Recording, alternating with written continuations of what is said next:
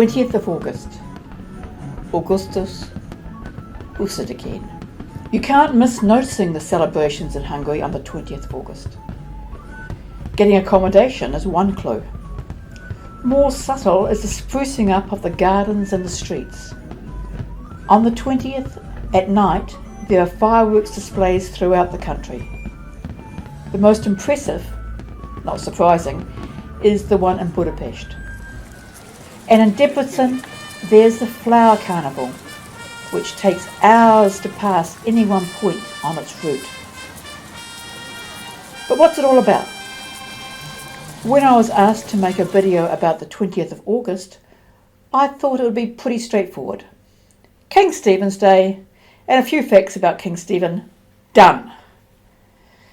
But the history of the celebration of the 20th of August is a bit more complex.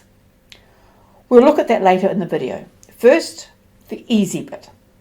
The 20th of August is known these days as Szent István napjá, St. Stephen's Day, and it celebrates the formation of the state of Hungary by the crowning of Stephen in 1000 Common Era, or thereabouts.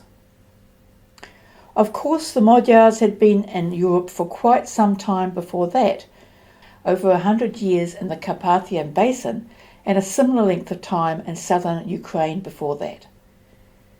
But they were not a recognised country by the big boys, as they did not have a leader recognised by God or his representatives. Stephen's elevation from Fire Dalalam was over 40 years in the making. After the loss at Lechfeld, his grandfather understood that the survival of the Magyar depended on their acceptance, and that meant becoming Christian and being recognised by the powers within Europe. Over the next decades, they worked towards this.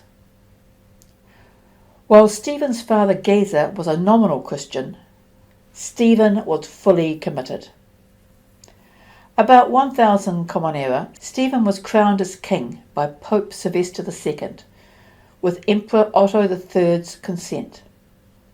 Stephen always asserted his sovereignty and never accepted he was ruled by either the Pope or the Emperor. Hungary was independent, and Stephen ruled alone, by the will of God. King Stephen is known as the founder of the Christian Hungarian state. He dragged the rest of his people, kicking and screaming, to Christianity. He brought in Christian priests and scholars to spread the word, and Christian Slavs as examples to the Magyar. They also provided useful farming skills. He and his wife Gisela created 2 archdioceses and 8 bishoprics. He had a church built for every 10 villages. He also brought in compulsory tithing and Christian observances. King Stephen is known as the lawmaker, and he wrote the first Hungarian laws in Latin. These laws covered the protection of private property and life, and the business of the church and the obligations of the people to it. For example, don't work on Sunday, attend church, behave in church, hand over 1/10 of your produce, etc. The crowning of St. Stephen marked an important milestone in Hungary's history, so it isn't surprising that St. Stephen's Day is an important national holiday, but the history of the 20th of August is not that straightforward. Initially I thought St. Stephen's Day, just the adoption of the Catholic Saint's Day. Well, it started that way. King Stephen died on the 15th of August, 1038. He was canonised on the 20th of August, 1083. In 1092, Laszlo I made the 20th of August, the Feast of St. Stephen, a national holiday. This spread throughout the Carpathian Basin during the Middle Ages. Then in 1683, his veneration was extended to all Catholics, but his day was changed to the 2nd of September. Less than 100 years later, 1771, the then Pope removed the Feast of St. Stephen from the calendar completely. To be fair, many other saints' days were also removed at this time. But as a result, Maria Therese declared the 20th of August as a national celebration and brought back St. Stephen's right hand, St. Job, for public display in Buda. It had been in safe keeping in Vienna. But after the Hungarian uprising in 1848, the celebration of St. Stephen was banned by the Habsburgs until 1860. In 1891, Franz Joseph declared the 20th of August a public holiday, that is, a day off work. Up until the Treaty of Trianon, whatever the date, St. Stephen's Day was at its heart a religious celebration. But after Trianon, it gained a political layer. Under the Rákóczi regime in 1948, both the ecclesiastical and the nationalist character of the holiday was abolished.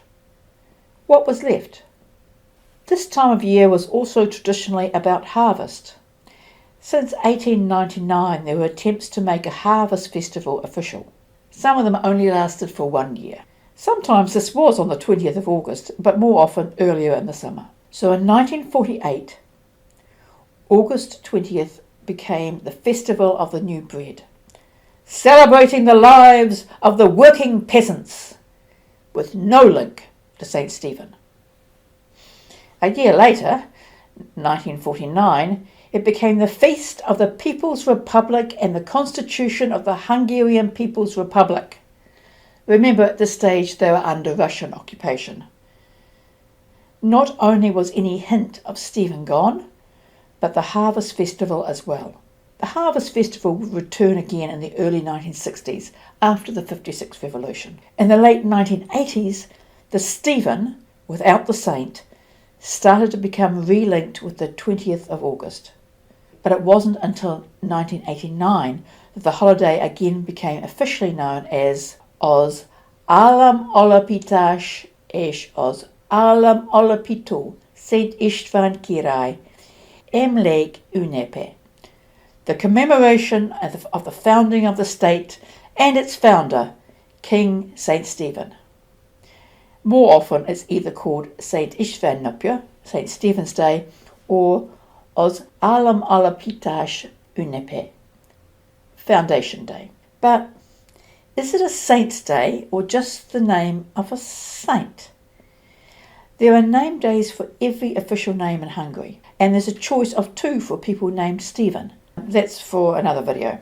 So although the observance on the 20th of August started as a celebration of a saint, St. Stephen, there have been times when it was not. These days is a less religious holiday, although they do still hold a procession of the Holy Right Hand, as a celebration of Hungarianness, with awards, fireworks, carnivals, art festivals, the new bread, and there's even the cake of Hungary, which is chosen anew every year, including a sugar-free version. Now, if you're in Hungary around the 20th, you will have an idea of what's going on. And also, in many Hungarian diaspora communities, such as those here in New Zealand, you can also take part in this National Day. If you enjoyed this, please leave a like. And if you want to be notified when something is added to any of my playlists, you can subscribe.